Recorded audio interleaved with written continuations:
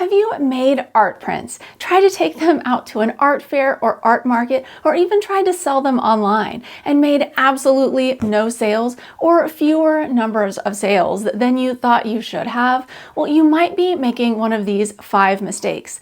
And the first one is not understanding the sales points of prints in general. Okay, when people go to an art fair to buy an art print, typically they have seen everything in your booth hanging on the walls, and that is what has brought them in your booth.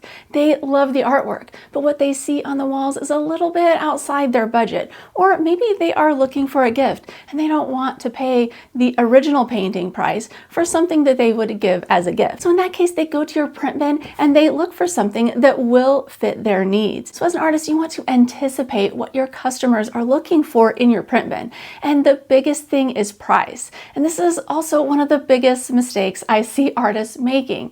Don't price your prints really high. Make them affordable. I'm talking $20, $30, maybe $40 if it's a large print. But if it's like an 8 by 10 size print, price them at around $20. This will really pique the interest of your shoppers because they are all out looking for a good deal. Plus, if you think about it, right, you're going to an art event or even you're shopping online. Something that's $20 seems very affordable when you are thinking about it in relation to what else you are paying $20 for. I mean, we're paying $20 if we just go to the zoo or have a meal out at a very inexpensive restaurant. An expensive restaurant might cost $40 or $50 for a meal.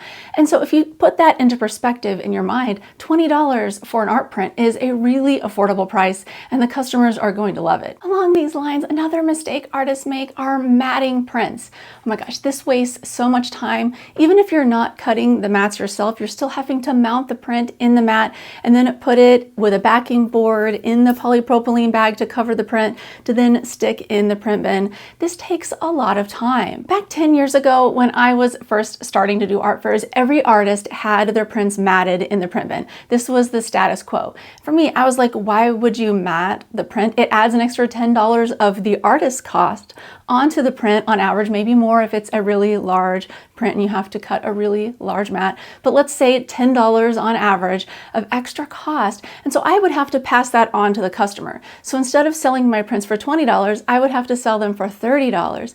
Now they do look nice in the print bin with mats, but for a customer, this is a useless expense when they can go to Hobby Lobby or Michael's, and if you sell them a standard print size like 8 by 10, 11 by 14, 16 by 20, something like that, these frames are available at all the popular stores and mats are included in the price.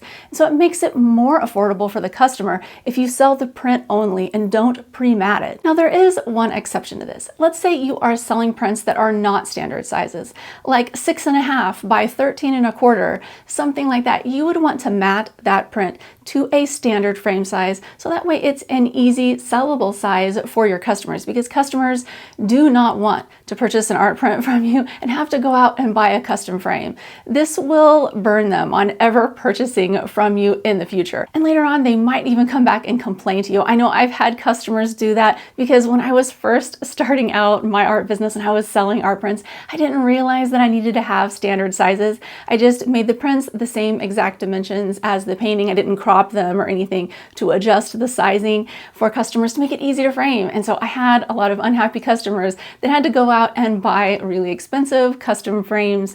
And so this is something to keep in mind for sure. The next mistake I see artists making, now this happens with beginner artists out at art fairs, they take prints like this just loose, right? They don't have them in a polypropylene bag with a backing board. You must protect your prints. Now, on the last mistake, I was discussing how you don't want to mat them, you don't want to add extra cost, but this is a cost if you are selling your prints in person that you absolutely must do.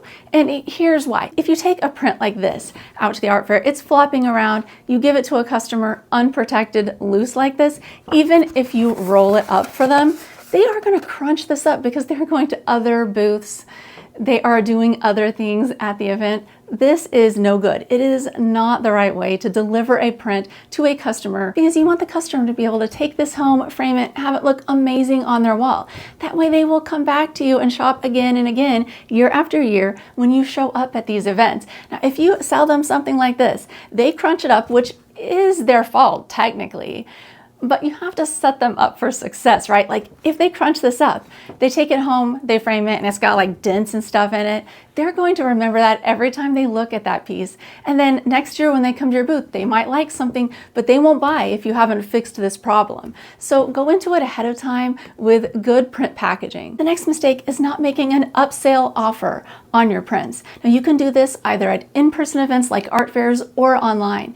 You want to have something to where if they buy 2 or 3 prints, they get one free, or if they buy 2, they get one half off, because people love to get a deal. And oftentimes if they are purchasing 1 of your prints or 2 of your prints, you might easily be able to get them to purchase 3 of them. And if you're making your prints yourself, your costs are pretty low per print anyway. So giving them an extra free print or one that's half off, something like that, if they buy several, it sweetens the deal. It makes customers really happy. They want to purchase more from you because they love your art. And so giving them a deal will just nudge them in that direction. Next mistake is not having good quality prints. I've seen this so many times at art fairs.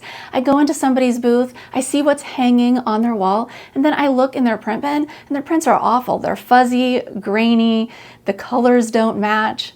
Don't do this. You want your customers to see something on the wall and then see the exact same thing but just in a smaller size in your print bin. And if you're selling art prints online, you want to make sure that your art print matches what the people are seeing on their computer screen. That way when they receive your print, they feel happy with their purchase. And back to the selling points that I mentioned at the beginning of this video, customers want something that's really good quality. They don't want some shoddy print that's going to fade or looks all fuzzy. And so that's why I think it's super important to make your own art prints, because if you make your prints yourself, you can control everything about the quality, and then it's just a skill level standpoint for you to learn the skills necessary to make the prints. And if you'd like to do that, I have an entire playlist. You can watch it here. It's basically a free course on how to make your own art prints at home.